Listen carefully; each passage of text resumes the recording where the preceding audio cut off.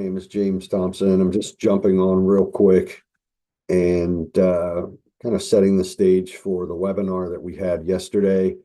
I just wanted to jump on a real impromptu, informal introduction to the video you're about to watch. First of all, I'm not a seasoned YouTuber. I'm not a content marketing guru. My kids are probably going to be laughing at me that I'm trying to hodgepodge some of this stuff together, but I'm just putting myself out there, and Ronnie and I, who's my business partner, she and I are doing our very best to try to just keep people abreast of the latest and greatest, unfiltered and just vulnerable, and as quickly and as authentic as possible. We're trying to get stuff out there.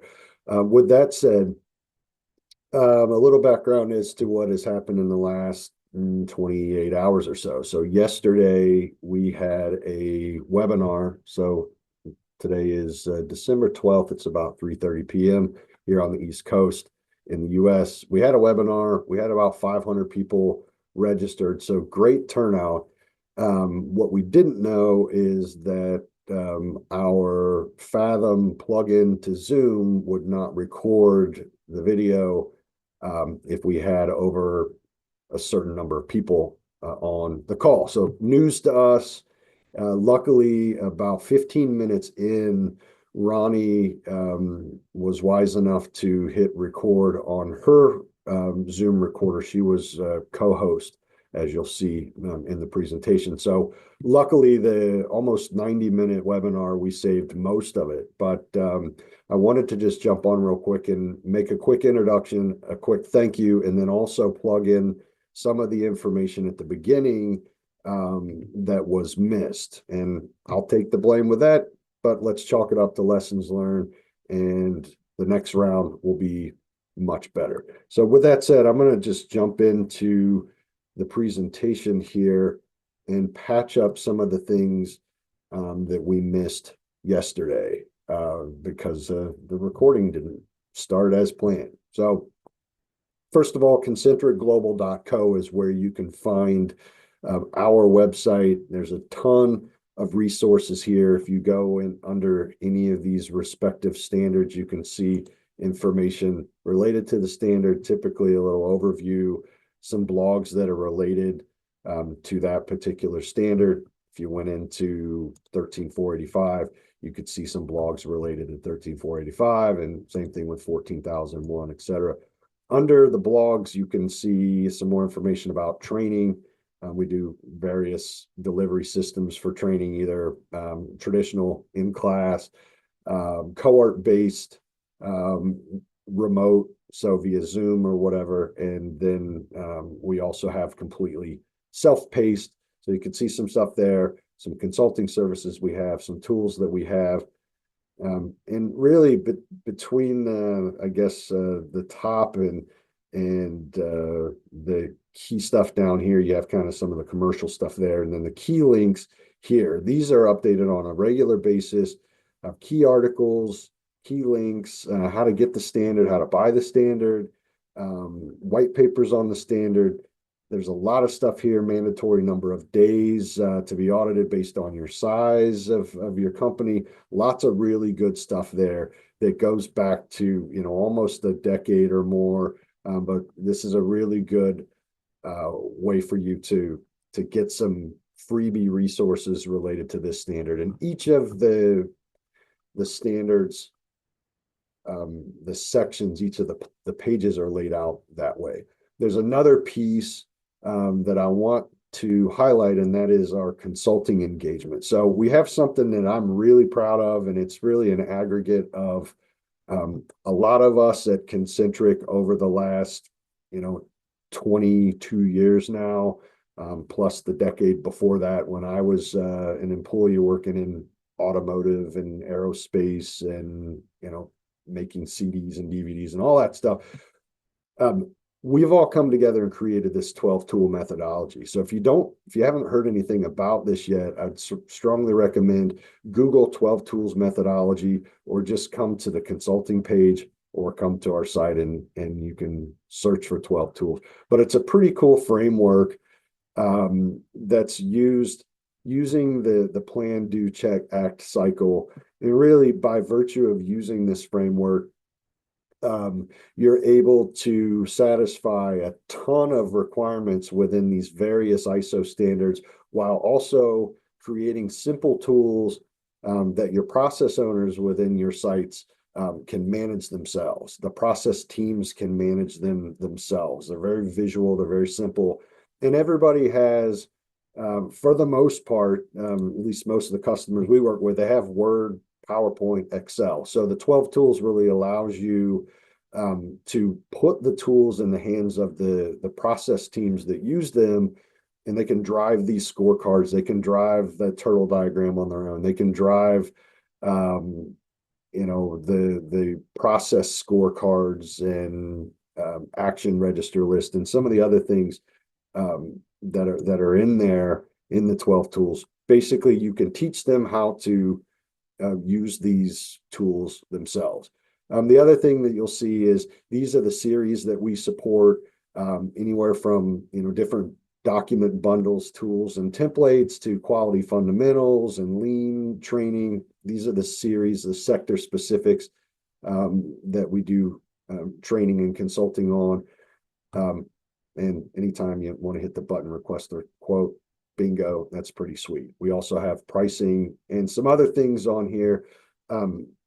It's really meant to be more than just a sales tool. This is a true resource that you can use, and hopefully it helps you in some way in implementation and auditing, so on and so forth. You can also look into the tools section, and this will show you anywhere from bundles like the Super Turtle Diagram bundle, which is pretty sweet, or this one that I've spent a lot of time working with my subject matter experts on over the last year or so, 18 pre-filled turtle diagrams and a workshop slide deck, so that you can take the tools that we've created and you can do the training, you can facilitate workshops, you could do this stuff yourself. So I would say within the last, really since COVID, we've shifted our focus to creating tools, templates, slide decks for facilitators. So you can do this stuff on your own.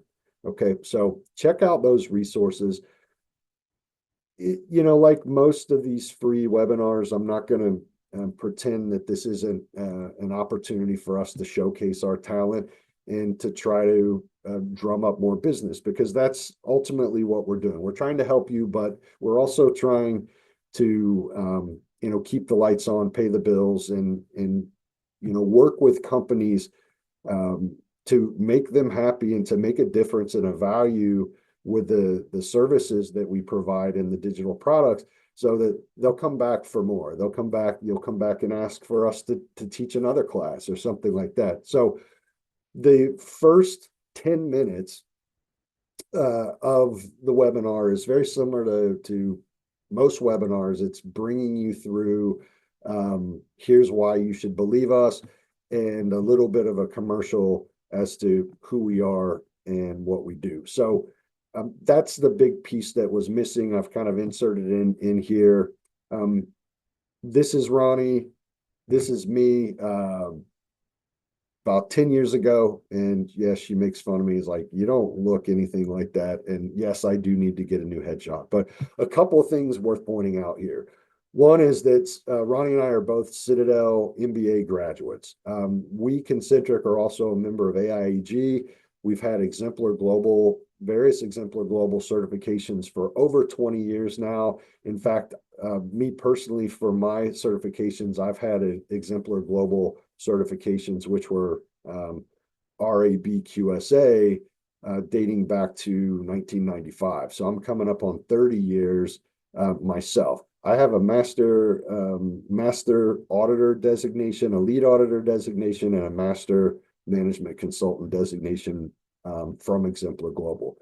And then we also, as a company, have the RTP certified trainer designation, meaning that the training that we give that's within the scope that we've been approved for. And let me take you back to the webpage. You can see so these items here: certified train the trainer, 19,011, 9,001, 14,001, 45, 13,485, TS or ITF, AS 9100, and 27,001. So we're a certified RTP trainer for Exemplar Global. So registered training provider is what RTP stands for.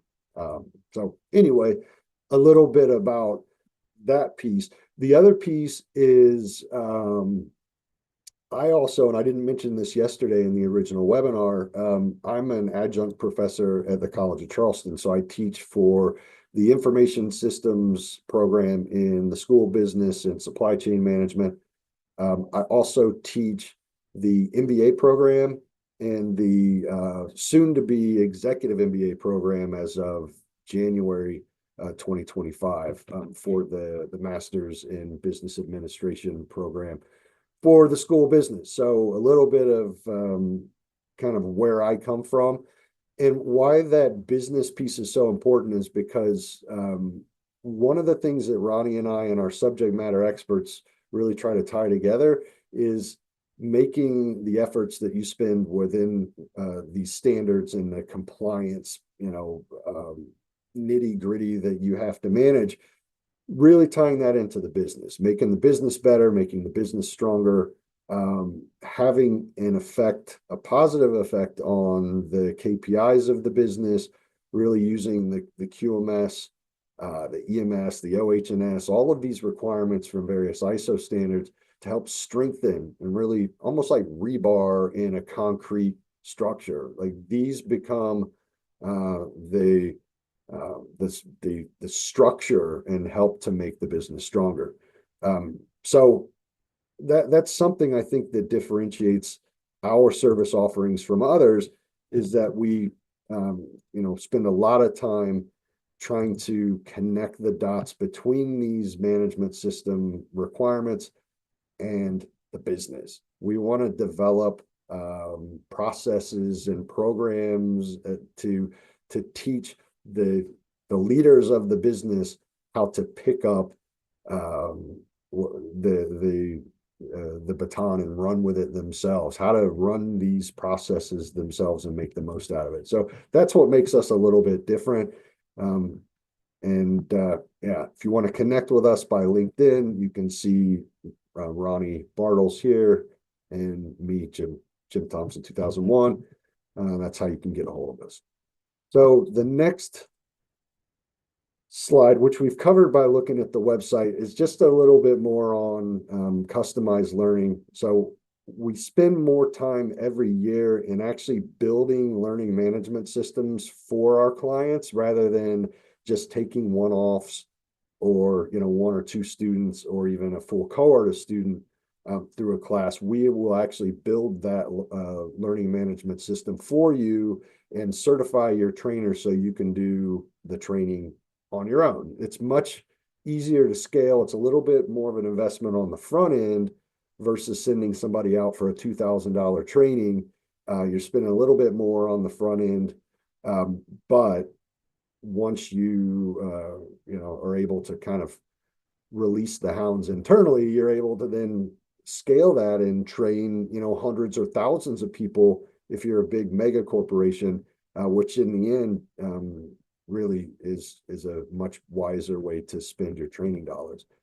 Another thing is strategic planning and value creation, revenue growth. We do lean and cost reduction, training and workshops. We're more implementers rather than just coaches on the sideline telling you how to do things. So if you really need some transformation and people to get in and pick up the shovel and do some digging with you, I hope you'll consider us as a partner. Digital transformation is a sweet spot. If you're still doing things by tribal knowledge, really that software piece and how to use apps and kind of low code, no code technology to help your business, come see us. We can help you. And then complex problem solving. We do a lot of our work in automotive, aerospace, and medical device because it's super difficult and that's where we shine. We also have tools and templates. So I pointed out a couple of those online. You can bet that as the standards change and are updated, that things like, the structure of the standard and some of these other checklists and things like that will change. So if you need just a one-off tool, if you need a one-off template, something that maybe will take you a week to create, check out our site. Maybe we have that tool developed already, and for 10, 20, couple $100, it's something that might be a quick win for you. So tools and templates. And then the last piece I already talked about, which is the 12 tool methodology. Check that out. This is kind of the flagship thing that I'm most passionate about that we do in the land of implementation is this 12 tool methodology. So talked enough about that. So moving on. So we're almost to the point where the video picks up, but a couple of additional slides here that were cut off was what are the objectives of the webinar? And they were to really have these short reports of latest news. So back in 2014, we started hosting lunch and learns, and typically that would be either the third Wednesday or the last Wednesday at noon Eastern time. And every month, for about 15, 16 months, we would have a lunch and learn to inform our followers and our customers and our students on what was the latest and greatest, what's the latest, greatest status of the standard as it's going through the stages of development, so that our network could be as prepared as possible once the standard is released. So that's the intent that we continue to want to kind of provide with this new round of training or this new round of updates, is just little teeny tidbits. And the hope is that we can help you get as prepared as possible so you're not surprised with anything, but also as you consider service providers for training and updates to your own professional certification, that we are a part of that consideration.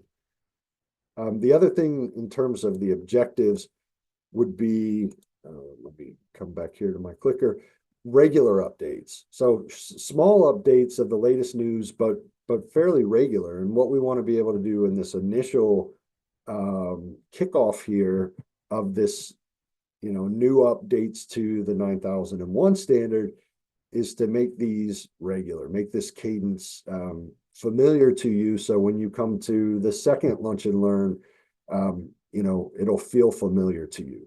Hopefully we won't have to do any recording on the front end because the recording was messed up, but that's the idea, is regular updates that are predictable and feel comfortable for you. We want to give tips on transitioning, checklist, templates, digital tools, things like that we can give you in transitioning and making your life better. That's what we want to do. We also want to point out low or no cost resources, which I showed you some of those on the website.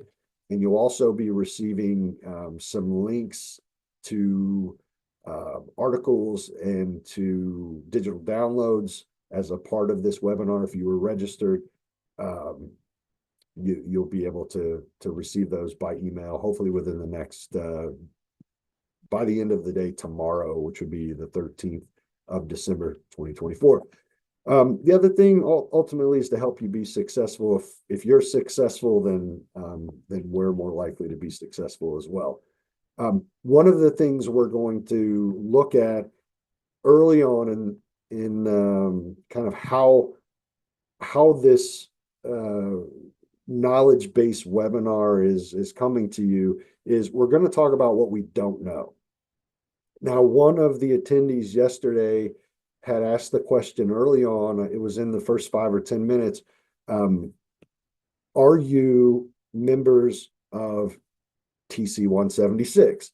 No, we're not. I'm not a member, and none of my 1099 contractor subject matter experts and Ronnie, none of us are a part of that committee. It's a small technical committee, and we're not in it. We're not claiming to be in it. We don't have insider information due to being a part of that committee, and I want to make that very explicit.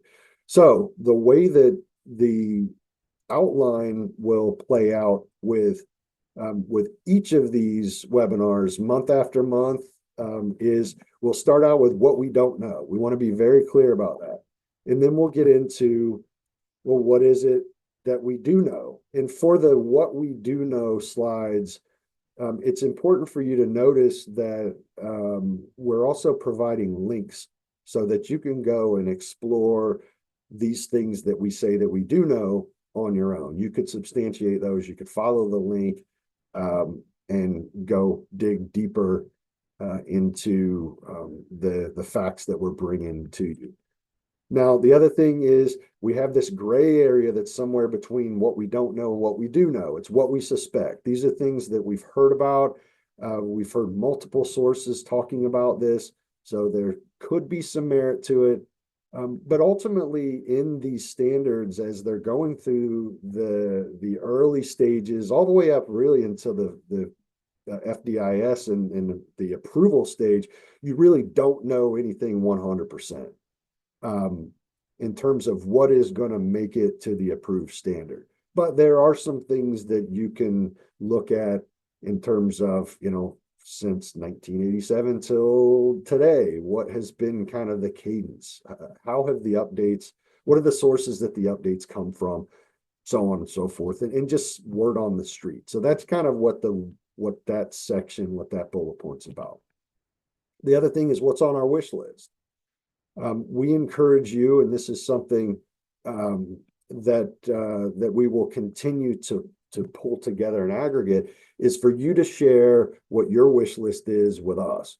So I'm going to take the information from the chat yesterday. I mean, we had hundreds of entries of people asking questions and voicing their opinion and giving statements that, hey, is this going to be in there? Or I hope that this is in there.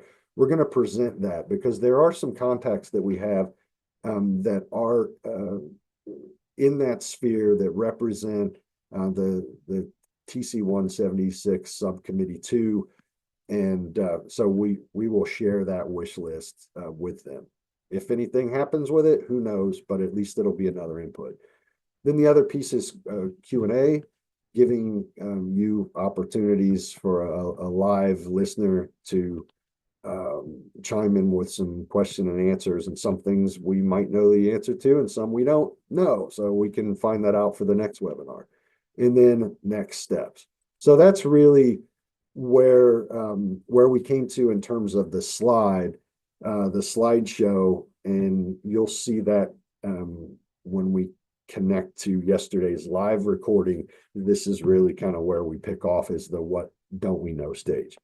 There was one other thing that I went into before getting to this slide, and that is this illustration that I have here. Let me pull it up, which will be sent out as a part of the recording, but it's the chronological order, kind of the history of the standard, and it being updated, and the first releases in 87, and the first edition was 9001, 9002, and 9003 being released and really adopted primarily in Europe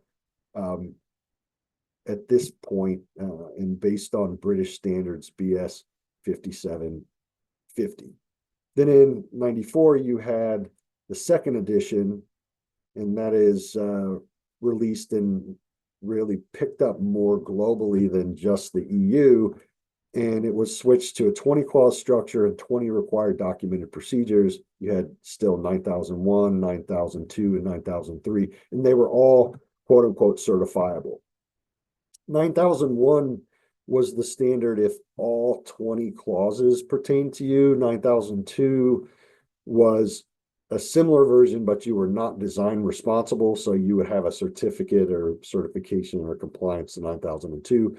And then 9003 was if you were an inspection, kind of a final inspection and testing organization, that would be your designation, would be the 9003.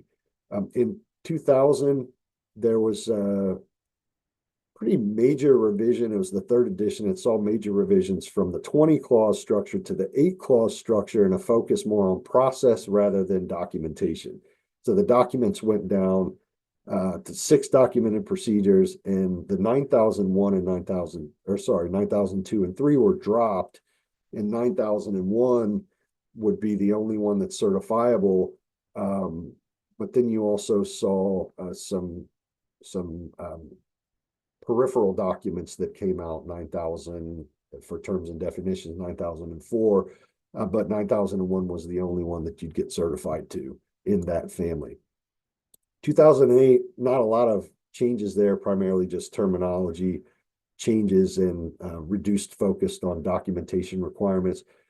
And so you went from 2000 to 2015 with really not a lot changed. And then there are some major changes in 2015 again, including the new 10 clause structure to harmonize in line with Annex SL, that 10 clause structure across the QMS standard, the EMS standard, OH&S,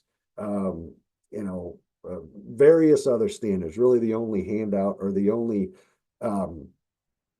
primary standard that really didn't really fall in line with that is ISO 13485. That's a medical device standard that's still following this 8 clause structure. And I'll talk about that later in the video based on one of the attendees asking a question. But that's where we are now as of 2024 in terms of approved standards.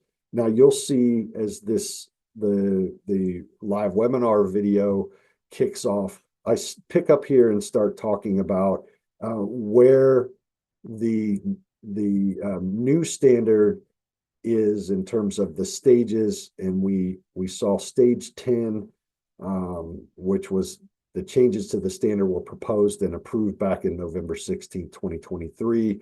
And then this kicked off the subsequent development stages as highlighted below.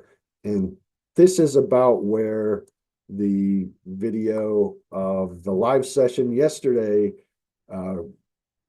comes back into play. So sorry again for the technical issues, but I hope getting it to you quickly is of benefit, and I look forward to having you in a future webinar. Back to yesterday's recording. Thanks, guys. 10. So you've got stage 10 that was approved in November 16th of 2023. Stage 20 was the new project, was registered, and a working draft was studied and initiated with comment period closing in January 21st, 2024. Stage 30, so there was early planning, and I think an assumption that the technical committee could get this into final publication and approval by late 2025, but early planning for 2025 release was delayed due to the committee draft referral back to the working group for adjustments on July 23rd, 2024 in Detroit. So this is kind of where we stopped, and we have a redo.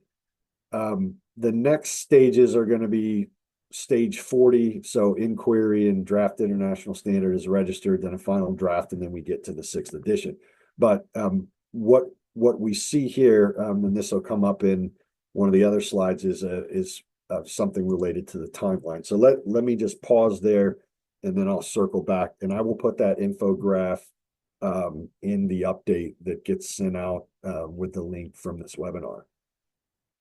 We don't know what the details of committee draft 2 is. So imagine committee draft 1 is, hey, you're handing this group project in, the teacher puts a big red X on it and hands it back to your group, and now you have to go back and write it again. We know that we're in that second revision of the committee draft.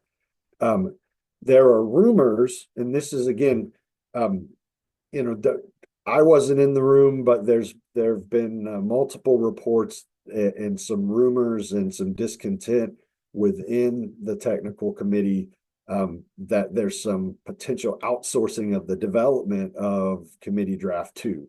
So if you're delegates, if you're representing your country as a delegate on this working group, and you hear that somebody that's outside of TC 76, whether it's a single person or a group of people that are actually being tagged to help write this committee draft, I would be a little bit upset about that too. But again, that's a rumor. I don't know 100% if that's true. I don't know if outsourcing development means use of ChatGPT. Don't know.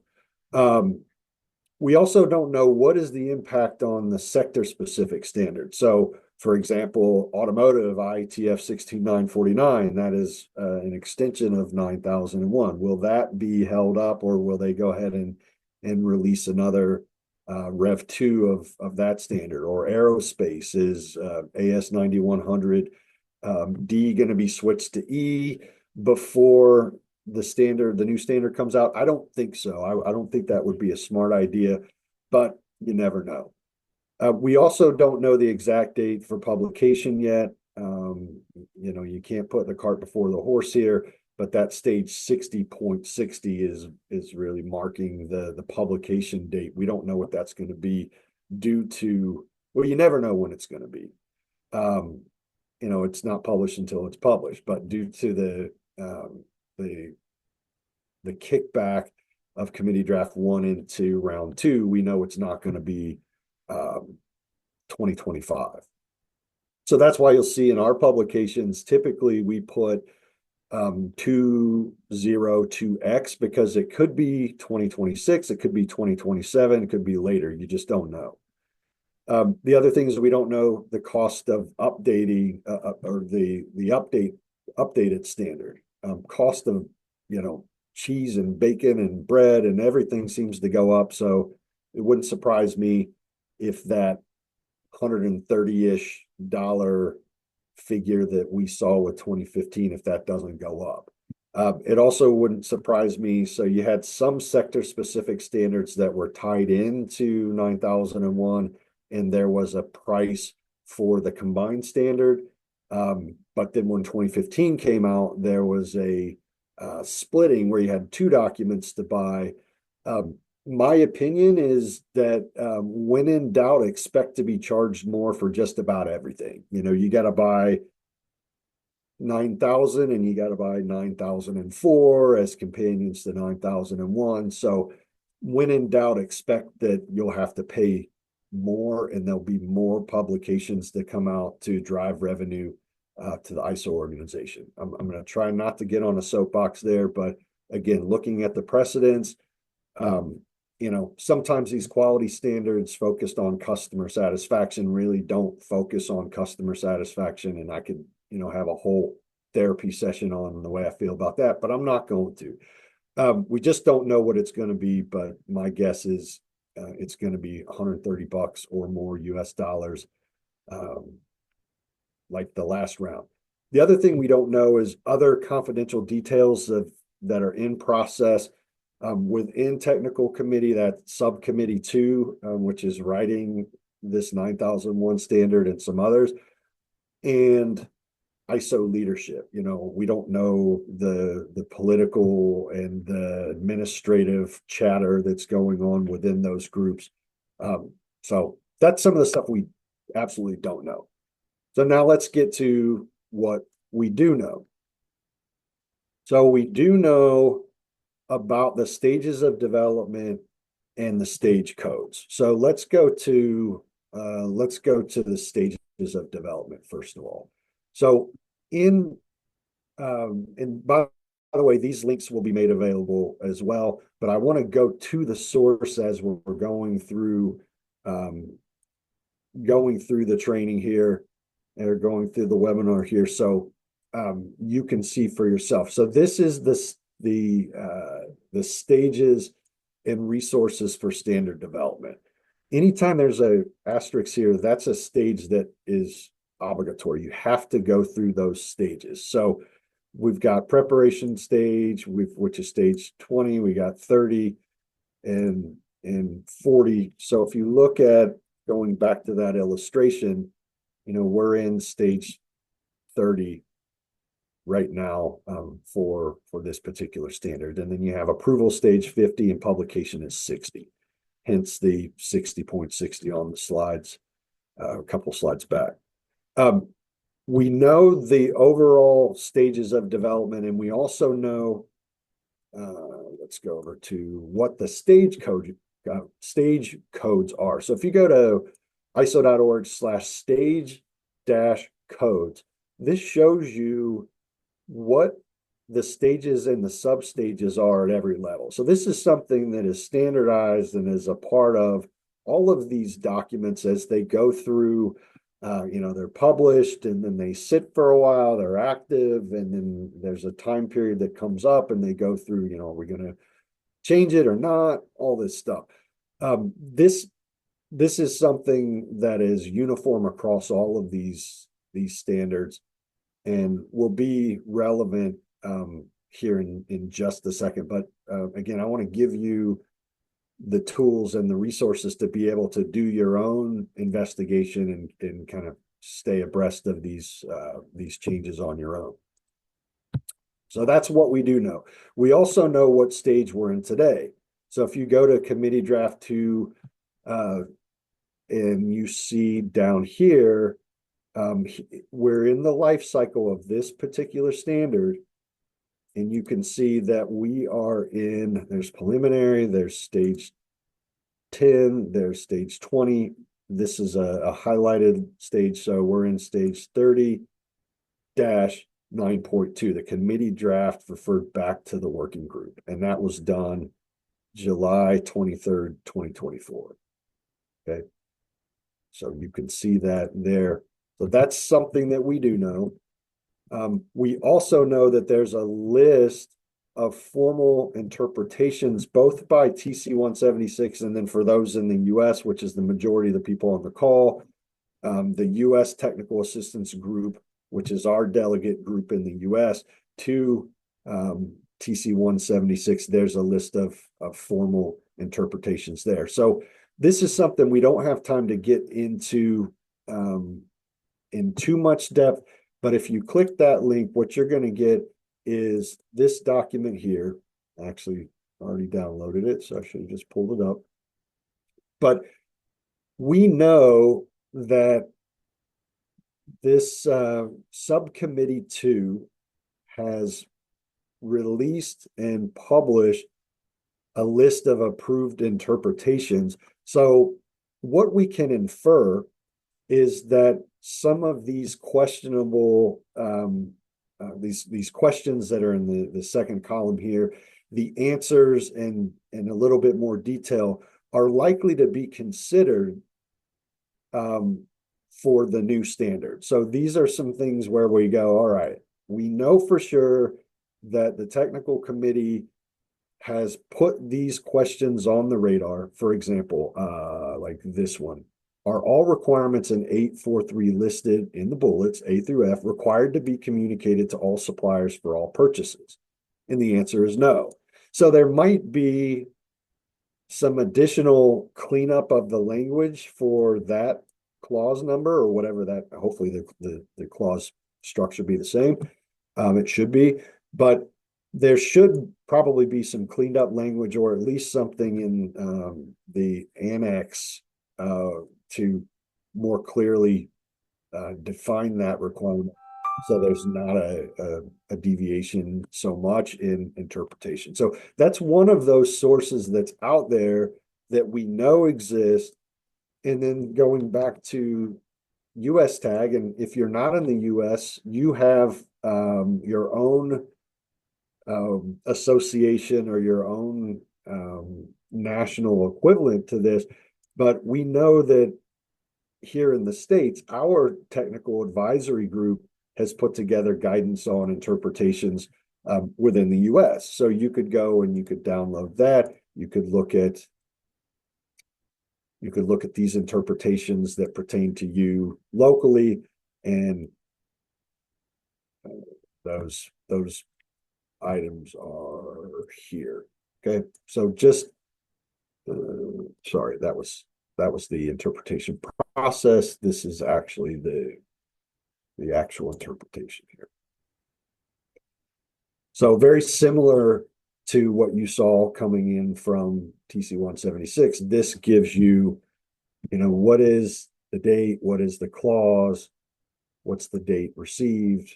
What was the request? What's the answer? What's the note? So those are just some two different sources that you can use to help in kind of really triangulate, if you will, where their heads are and what they what they might be looking at, or just some inputs into this new revision. Okay. The other thing we know is there was a release this year as an amendment for climate change. So following that link, you can see AMD 1:2024, and you see the amendment here. The amendment basically was two statements related to clause 4, and it says you can buy it and add it to your cart. It's actually free, so you can go through and look at that, but it's really just two statements that are aimed at, actually there's a blog that we published here. I'm going to put this in the chat just so you have it. There it is. But essentially, for all of these major management system standards, including the environmental standard and various others, these two statements were added. So the organization shall determine whether climate change is a relevant issue. So that's a part of 4.1, defining what's relevant and what's not. And then 4.2, there's a note that said relevant interested parties can have requirements related to climate change. And then you can download the amendment there. But again, just some resources for you to kind of do your own homework on that. So that's something that we do know, is that climate change is definitely on the radar in terms of that context clause 4. The other thing that we know, which is fairly new news, is that October 10th, there was an update that explicitly says, and this is from the technical committee, that the revised project timeline was presented. The standard development track has been extended to 36 months to include the second committee draft stage. The publication of the revised 9001 is now planned for September 2026. Now, that doesn't mean that it's going to happen. It was planned again for 2025, but this just goes to show it's an official publication. October 10th. This is really the latest official from the working group in SC2. So that's where we are now. And that's how we can kind of mark out 2025 as being a part of this formula, because we know it's at least going to be September 2026. Barring anything funky, that's where we should be. All right. So that's what we don't know and what we do know. Okay.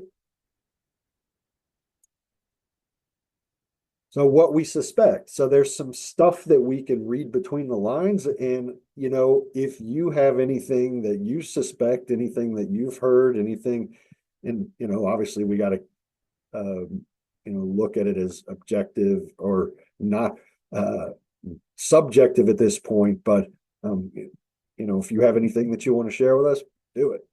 We'll make sure that the stuff that we do know stays in that do know category. The stuff we don't know, we'll be explicit about that. And the stuff that we suspect, we'll mark that way. But we suspect that there will be an improved connection between the strategy and business planning. We've seen that in a couple of other sector-specific standards, and it just makes sense to go in that direction of one standard, one system. You want to have one system. You don't want to have your business management system operating, on one end of your day-to-day activities, and then your QMS or EMS or OHS or whatever operating like a satellite that just comes around, like it orbits your business. We don't want that. We want one system. And we've seen other standards that have gone more in that direction. So we suspect that is what will happen. We also suspect, because we keep hearing this in several different conversations and in publications, the use of, instead of customer satisfaction and customer feedback, this use of the terminology customer experience. So it's more holistic. It serves the service sector better, and it's really kind of the life cycle of your customers' engagement with you as a product or service provider. The other thing that we suspect is the use of this term quality culture, which I like this. I like quality culture. I like quality leadership. I like lean leadership, all of that stuff that really brings it more of a principle-based approach. And baking in quality to the values and maybe the strategy and mission and principles of that top management, top leadership group. So we suspect that will be in there. We also suspect that there'll be an inclusion of ethics and integrity. We've had a lot of ethical issues on the news lately. We've had a lot of ethical and kind of, under the banner, let's say in the automotive sector, corporate responsibility stuff, ESG talk. So we hope that and suspect that there's going to be some tie-in with, like the ethics of how to, treat your stakeholders, how to handle confidentiality issues, how to manage a whistleblower if there's a policy internally to escalate something that's not being done right. How do those proactive folks get protected? So that I believe will be in there somewhere. We also suspect that the quality policy hopefully will have some tie into that vision, mission, and value. So if that's the case, that will help to kind of check the boxes on some of the other higher up bullet points, but connecting strategy to vision, mission, and values to that quality policy. We also suspect that there'll be some improved risk management techniques. So there isn't anything in the current standard about that's explicit about risk management techniques, where in automotive, aerospace, and some others, you see explicit jump off points on the format to use, the technique to use. Risk management was a new addition and replaced preventive action in the 2015 version. So we suspect that there'll be a little bit more guidance and explicit language there. The other thing, which we're not really able to get away from nowadays, but it's the interaction with technology, AI, chat GPT, cybersecurity. There are standards that deal with that. 27001 is the Information Security Management System standard. So better connection there, and really just our interaction with technology overall. There's also some discussion about using what's called kind of the smart practices in the way that the language is written in these standards to be more AI friendly. I don't know a lot about that, so I'm not going to talk too much about it. But it's definitely something that I would put under, our organization's day-to-day, our individuals' day-to-day work experience, and how we connect with technology like AI, cybersecurity, remote conferencing and collaboration remotely. Who knows what's going to be in it, but I suspect something will be there to address that.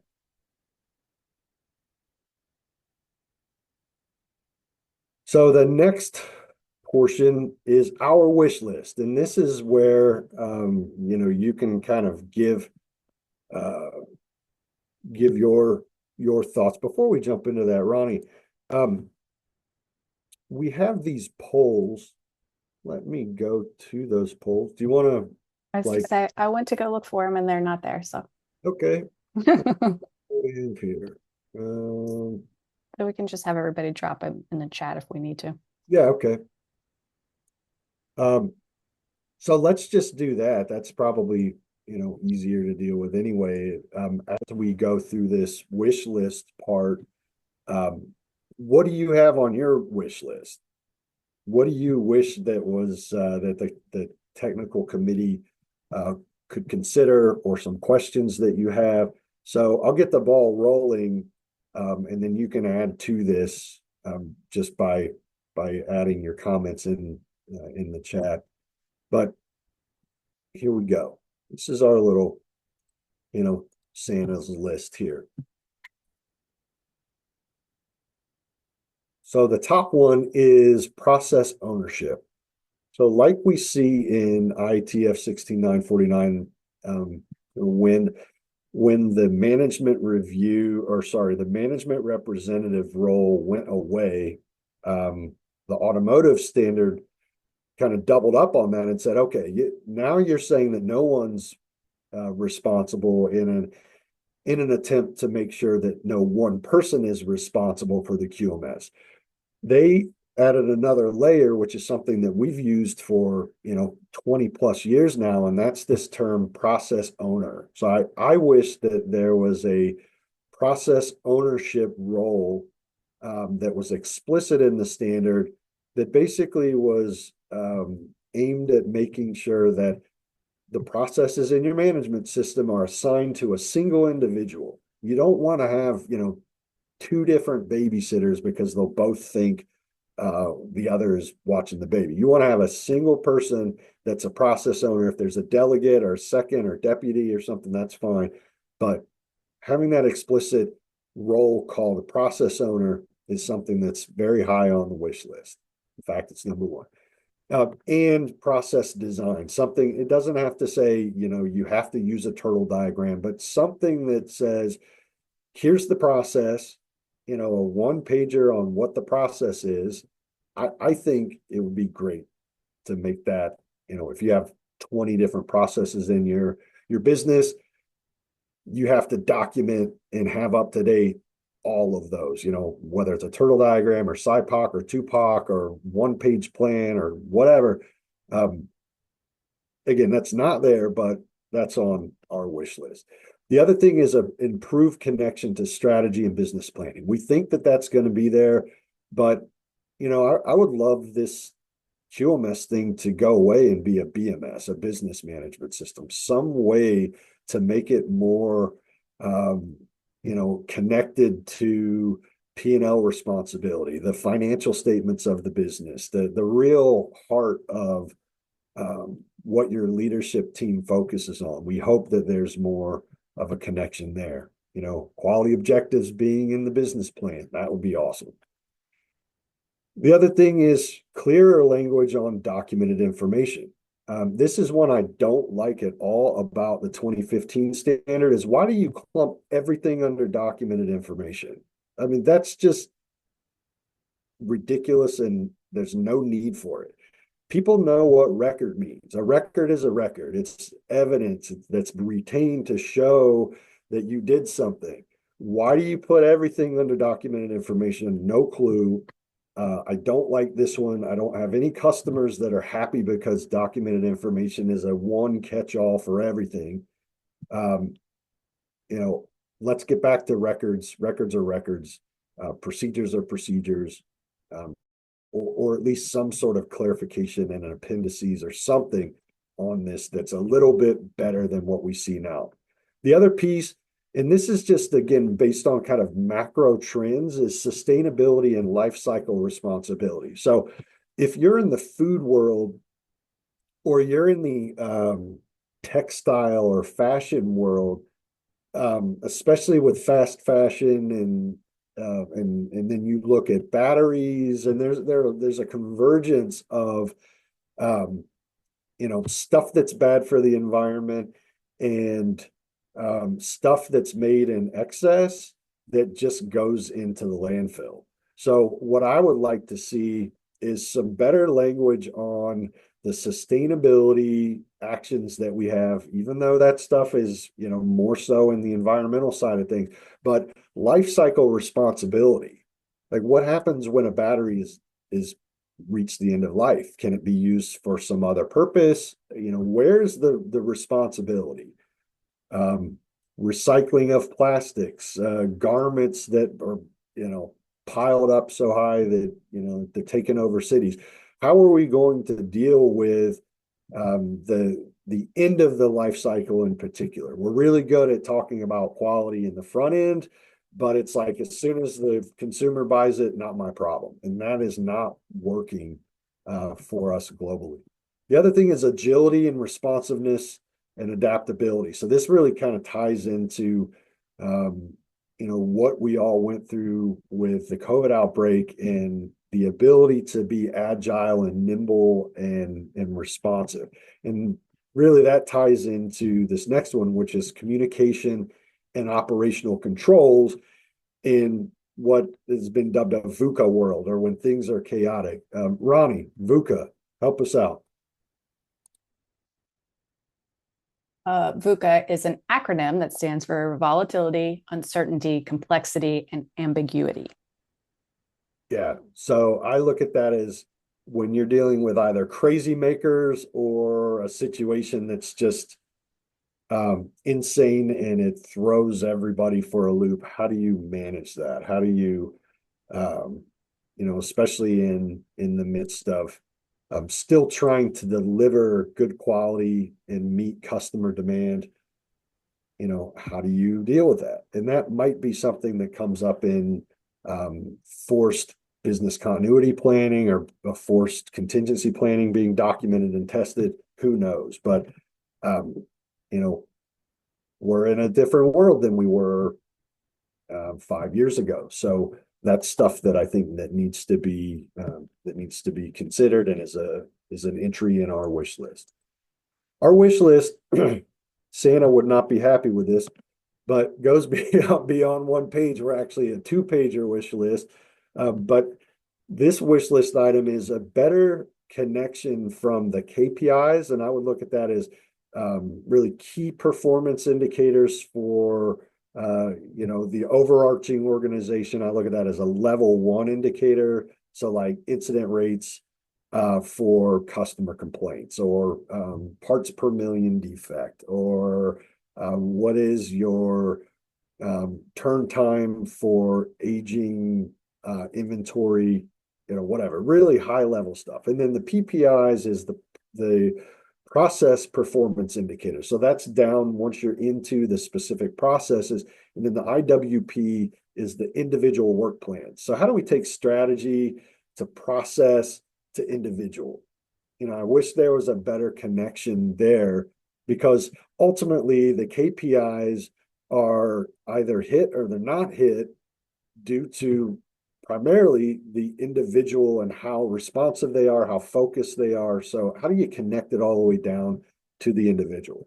That's something that I think we do really well. So if you need help with that and want to, have a conversation about that after this webinar, let me know, or let Ronnie know, and we'll circle back. The use of an applicability matrix.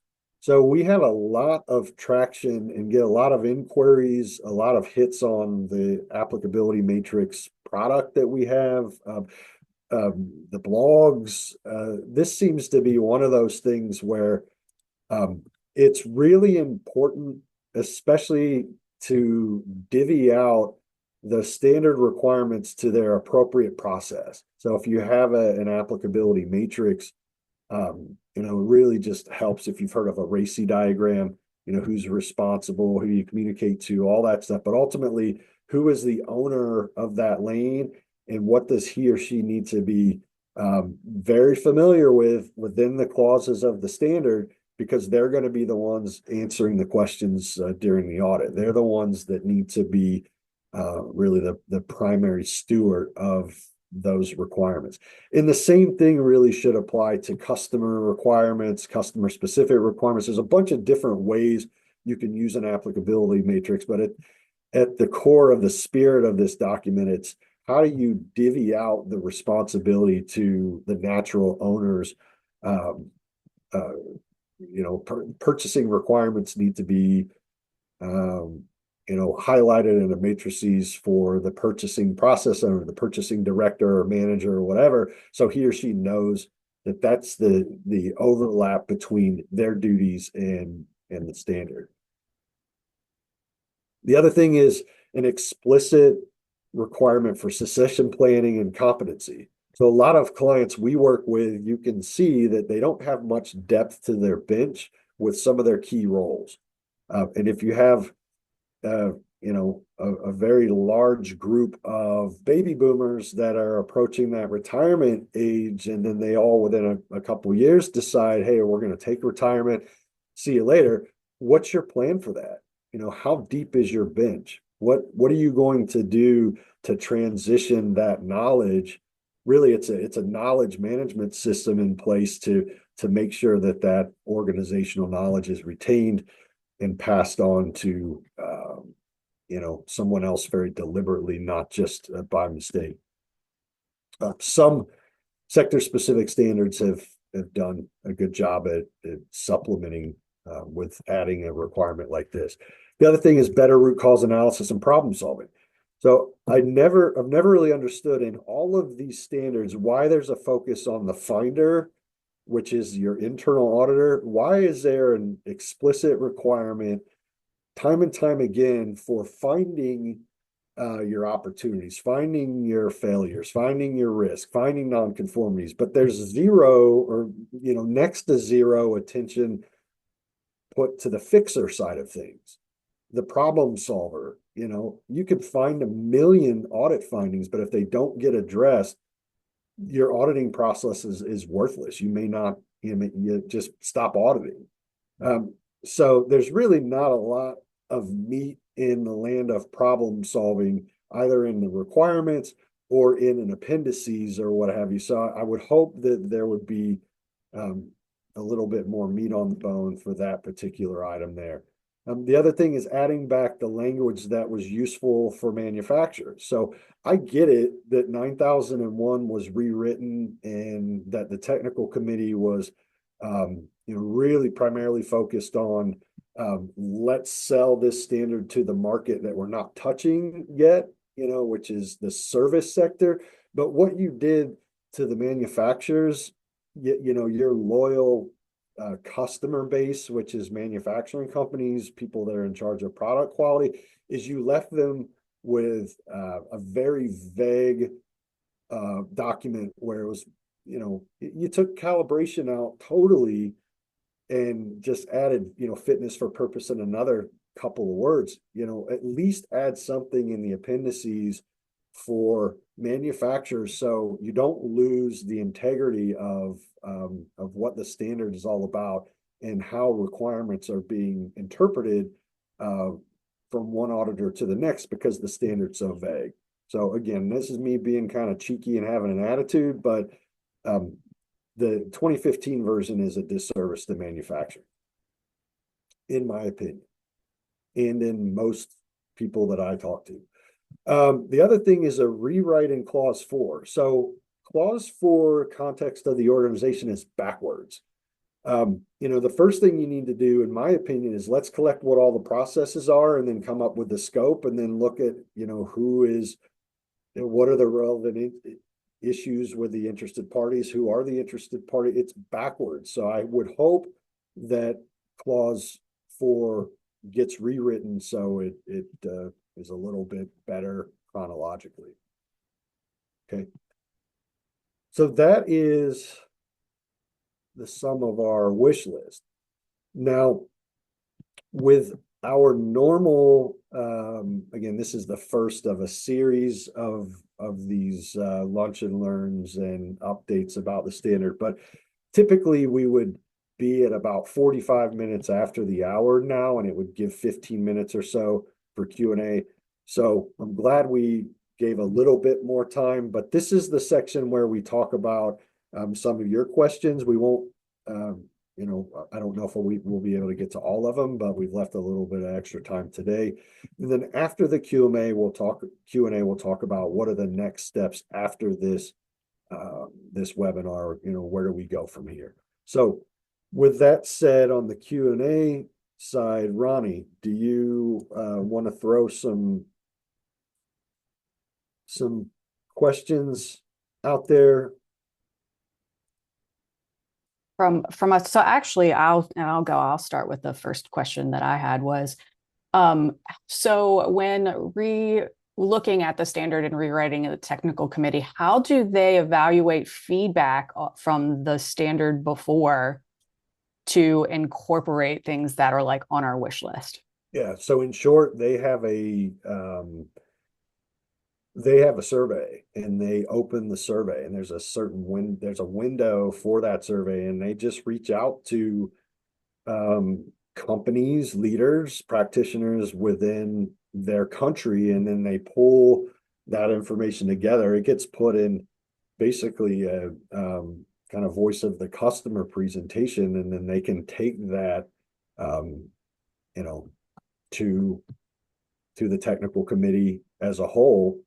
It should be a representation of what the subscribers, what the purchasers, what the certified, well, even, I mean, you don't need to actually have a certification to have a voice. Like those people that, there might be people, companies, I mean, we work with a lot of them that are compliant to 9001, but they're not certified. They're not third party certified too. So it's really, hey, you bought the standard, then you should have a voice.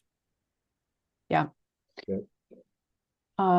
So That gets looking together and looked at. So question, I've got questions in the chat here. Will the topic climate change get expanded with more details in the next ISO 9001 revision? I hope so. I mean, there was some urgency in adding it. This is the first time there's been an amendment that I know of to the standard since it came out in 87. So to me, it would just make sense that the language in each of the standards where the amendment was issued, that gets integrated with the update. Next question is, given where the TC and CD is at the moment, I see there is nothing happening on ISO 13485 at this time. Will they still work outside of common structure and terminology? I hope not. I hope that TC or 13485 joins the rest of the management system world and updates to the 10 clause structure. Because, I mean, Ronnie, you know this, in switching back and forth between environmental and, information systems and quality and health and safety, and then you get to, here's clause 1 through 8 with medical device, it is confusing. I mean, I've been working in those standards for decades, and it trips me up. I don't know why there was an upgrade inside the last version, and using Annex SL as that 10 clause structure, why the medical device group did not comply with that. Not comply, but follow that 10 clause structure. I wish they would. It would make my life much easier, and probably those of you that are in the medical device world, how you manage multiple management systems, much easier. So I really hope so. So one clarification on the climate change piece, like what would be required there? I think at a minimum, just looking at the existing amendment is to make sure that climate change is within the relevant issues and the relevant parties of your management system. So again, I think going back to how does your product life cycle go from a concept, just a drawing on a napkin, all the way through disposal in the landfill? Can it be recycled? I think this amendment alludes to the fact that really your product realization planning, or even the service side of things, your planning needs to include climate change, the impact of climate change throughout all stages of your offerings, be it product or service. So next question on that same topic is, whose definition of climate change? I'm not touching that one. That's a Um, that's a good question. And maybe it's one of those deals where 9001 just says here's what needs to be considered. Use 50,001, which is the energy management standard, and use 14,001 for more detail. I don't know the integration. You're certainly getting out of scope with product and service quality and climate change unless you move more towards a business management system and a more holistic. Like, look, quality used to be QC. Like, what do we do at the end of production to sort good from bad? And then it became QA. What do we do in process to contain nonconformities and teach people at each work step what good is? It's moved to process quality. I mean, we've grown a lot, and I think it's time to make, and I doubt that we're ready because red tape and humans that can be real jerks and anal retentive quality people sitting in a room trying to agree on something is not an easy task. But my hope is that we continue to move more towards an integrated system that looks at all aspects of the business. Like, that's something that we do. That's really the name of our business came from Concentric Management Systems. It's having a common center, one way of doing things, and the QMS is the closest to adopt that stance of any of these big international standards. So my hope is that we'll continue to see moving towards that vantage point of whether it's an IMS, integrated management system, or BMS, business management system, something that's all encompassing. I don't think that's going to come in 2026 or 2027. I wish it would, but it's a very slow moving vehicle, this whole change to this standard. yeah, Because it affects, almost 1.3 million organizations. Imagine how many people it affects. Is that billions or hundreds of millions? So, and we're not all that great at change, you know. So anyway, I feel like I'm getting a little preachy on some of this, but hopefully it helps helps to grease the wheel on an otherwise pretty boring topic. right. Next question is, how do you see QMS integrating with GRI and SASB standards on sustainability, ESG, etc.? Yeah, well, I think it just goes back to what I just talked about. I think there's somebody has some technical committee has to be the head to this octopus. Who's it going to be? The other thing is with ESG, we keep hearing about, like, for example, the ESG designation and score for publicly traded companies, and how, well, if we just had a designation for these companies that have a certain score for ESG, then people will invest in these companies with their dollars and support those companies that are more conscientious about the environmental sustainability, governance stuff. We're not seeing that. We're seeing that people give money where they think they could get a better return. So, I mean, it's a tricky cultural, human issue that I don't have the answer to. It's very complex. But the question is, if TC 176 doesn't represent the head of this octopus, who does? I mean, it has the most weight, it has the most subscribers, the most buyers, the most visibility. So I don't know. You got to tie stuff to money. I think you got to tie it to money. How can we make more money? Okay, now I'm listening. That's really how this mechanism has to work, I think. But I don't know the answer. Right. I'd be willing to debate and talk and kick some ideas around, but chances are, it moving so slowly, we'll be dead and gone before something good happens. Don't know, but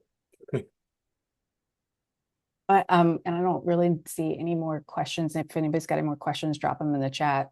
I saw something about IETF there too as a subclause. The last. Oh, I didn't see that. Oh, I mean, that's within a larger chat. Let me hold on.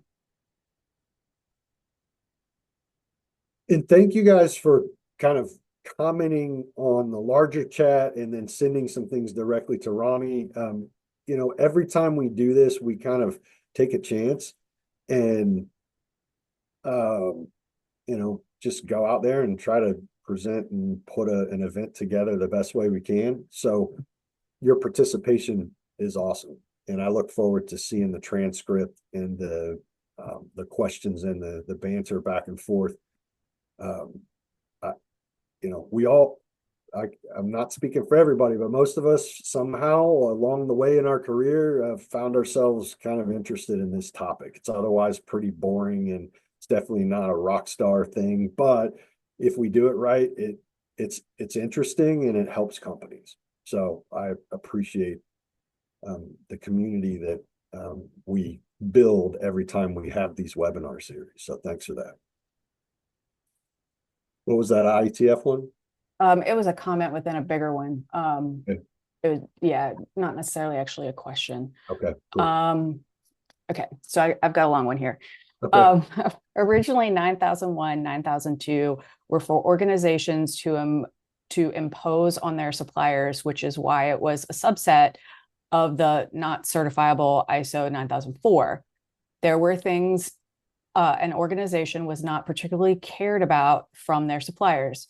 History shows the demand by organizations for applying certification to self and finding ISO 9001 gappy. This was solved by taking more stuff from 9004 is 2020X, directly importing more from 9004 as a specific development strategy. Wow, that's a lot of thinking, and I admire that. Thank you for whoever put that one forward. Let me touch this on a couple different levels. First of all, going back to 87, the British standard was where we and really the military standards are where most of these standards come from. It's Department of Defense stuff. So it was BS 5750. And in its first release, it was 9001, 9002, and 9003. So 9001 was all of the clauses comply, or all the clauses apply. 9002 was all the clauses except for the design, product design and development clauses apply. And 9003 was you only do an inspection and testing. Well, that went away. We saw it in the second release, but in the third release, 2009, 2003, went away. And then you did see 2000 or 9004 as the guidance document. I think that's a good point. And I think that, anytime you have interpretation documents or guidance documents and sector specific add-ons to the 9001s, those are crumbs. Those are clues as to what is important in industry and what should be considered for the next round. So there are quite a few things where you have sectors that are saying, let's be more specific, let's be more explicit here. And so they beef up the requirements or strengthen the requirements and the controls within their sector. And then that becomes something that, oh, wow, this is beneficial for really business in general or quality in general. So that gets incorporated. But, I don't know what percentage of 9004 will be, sprinkled back in. Ultimately, if you've ever been a part of let's say a 5-day workshop, 5 days in a row, you end up at the end like you're exhausted and you just want to get on your flight to go home. I suspect that the person with the most energy, that talks the most, screams the most when everybody else is tired, is going to be the one that has the most pull in trying to get language put in. So there's a little bit of that. There's what is the right language, and then there's what happens, what gets cut and what doesn't. I mean, I think we see a lot of that in bills trying to be passed here in the States by the, House of Representatives or the Senate. It's like, sometimes you just have to agree with stuff that you don't want just to get in the other stuff that you do want. So Yeah, I mean, like the last turn, we had goods and services in the drafts up until the final draft, and goods and services were then changed back to products and services. So I can't imagine how many dozens of hours there were people yelling at each other over the word goods versus product, So ultimately, I think it's uh, what happens on the day where they say, yes, we need 75% or more of the delegates here voting yes on this for it to be an international standard. And, that's the way the cookie crumbles. So, Ronnie, one more, and then I'm going to jump to the next steps because I know Yep. we're kind of jumping on. I've got one more, and that looks like probably all I've got in the chat for right now. Is DEI being considered in the working groups? Don't know. So we saw the social and psychological factors being added in to this standard. Um, so, um, but those items really just in a note, I think it was under 7.1. I don't have the standard right in front of me, but I know that some of these I said softer skills or morale type elements have surfaced. My guess is it will remain in there somehow, maybe not as DEI, but it'll be put in as notes. Don't know. That'll be an interesting one because look, the guy that is sitting next to you in the office that's going, clicking his pin constantly, if you have to get up and like go outside because you want to kill him, and that makes your job 10% less efficient, that type of stuff needs to be considered. And the standard in terms of that note, kind of captures that. Does it explicitly talk about DEI stuff? No. I don't know. Uh, I don't know. Like, I haven't sat in a TC 176 conference, but I would imagine that they're not the hippest, coolest bunch in the world, most progressive. There's a lot of pocket protectors, and I like people like that. Nerds rock, and that's awesome, and I'm one of them. But I don't know. To me, that one probably would fit more into 26,000, the social responsibility piece. Although, you know, I wouldn't mind it being in there. So that's a great question. Yeah. These types of things will be good to take back and share with the contacts that we have. I mean, worst case scenarios, it's a different, it's input that's coming in from a different source. And none of you have to wait in line. You're just giving your raw preference, and there's not a political twist, and you can only say certain things because this guy on the committee might not like you. We're unfiltered here. We can, let's just do what's best for our companies and our supply chain. And and by sharing that in the chat, thank you, that'll be shared. The other thing that I didn't address so much 2 questions ago, I think, was the very long question as it relates to the supply chain.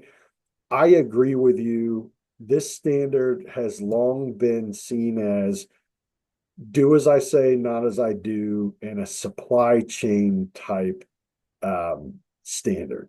But there's language that's been changed to where it's talking about the organization, not the supplier. So it is more inward facing now. My hope is that when you get to sector specific standards like automotive, that the automotive people actually show up and get trained and drink the Kool-Aid they're making everybody else drink. I don't understand why the big OEMs shove this down to the supply chain, but then they don't themselves practice some of this stuff. Like, that's where you could truly find whether these requirements are written in a way that helps you or it's just administrative burden. So, I reading in between the lines, I agree with the sentiment that there's a bit of hypocrisy in the past of the way that this is written. my hope is that it continues to be something not just for the suppliers, but for the, at least the immediate supply chain, including the top person that on that supply chain. All right, I'm going to move to the next steps just so that folks want to take off can and they get an idea of where we go from here. So with the next steps, we're going to be sending out a newsletter. So if you're a subscriber to our email list, and Ronnie hates when I say this, I hate email. I don't like signing up to newsletters like this because I have so much email. But if you do want to get the latest and greatest, sign up as a subscriber. It's easy with one click to just unsubscribe at any time. But you can go here, Ronnie. You can also put this link in the chat if you haven't already.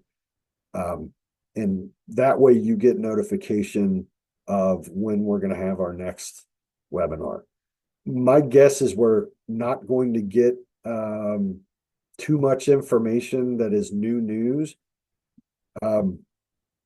until, I don't know, when would that be? I'm going to say sometime not in January. With the holidays and everything coming up, I doubt there's going to be a lot of movement. But if there is, we'll drop a webinar in. Eventually, we'll get to the point where we're doing this once a month, if and when it makes sense. All right, the next thing is check your email for a link to the webinar. So if you were registered for the webinar, you'll get kind of a bundle coming your way. Probably by Friday. That's my goal, to try to get everything out to everybody by Friday. The other thing is we'll have a replay on our YouTube channel. So you can go and just look at Concentric Global CHS or search Concentric Global on YouTube. And then detail the next Lunch and Learn, like I said, in the new year. Probably, at least you'll hear something in Q1 about what's up next. This is a way you could stay connected with us. If you want to connect with us on LinkedIn, that's a good way to do it, or YouTube, Facebook. We don't do a ton on that. This is how you can get a hold of us. You could text us. We also have on our website this little chat feature. So if you have a question, you can always kind of check that. And if we're offline, it'll send an email to us. And the other thing is, if you want to connect with me on LinkedIn, so it's at Thompson 1001 on. I guess I could probably just put a link in here, Ronnie, if you want to put yours in as well. If you care to connect with us, this is a good way to do it. And if you have any feedback for us on this webinar, if you have anything that you would like us to address that we haven't addressed, if you have a blog that you want us to write something about, whatever it is, let us know. So with that said, Ronnie, any further questions that came in that we want to try to tackle? Nope. I got a lot of thanks. It's been great. Good. Yeah. One of the things that we're also trying to do is using the Fathom app. It will condense this into a very small transcript that is concise, that talks about what are the main questions and all that. We'll try to get that to you as well. Maybe bundle that in the update that we'll send out. If you are in the future and you're watching this and it didn't work for you because you felt like, okay, I'm watching this and it's out of date, or why don't you have it at midnight Eastern time, whatever your feedback is, I guess the best way to do that with that is comment below, which will be on YouTube. And, stay in touch. Let us know how we can help. And we'll do our best to keep everybody abreast of the latest and greatest. Yep. Ron, anything else to say before we adjourn? Nope. Just if anybody has any questions or needs anything, they can easily reach out to us anywhere. We're very accessible. Yeah. So. Okay, guys. Thanks for joining in. Thanks for bearing with us as we try something new and unpolished. And we'll see you on the next round. Thanks so much. All right. Bye. Bye, guys.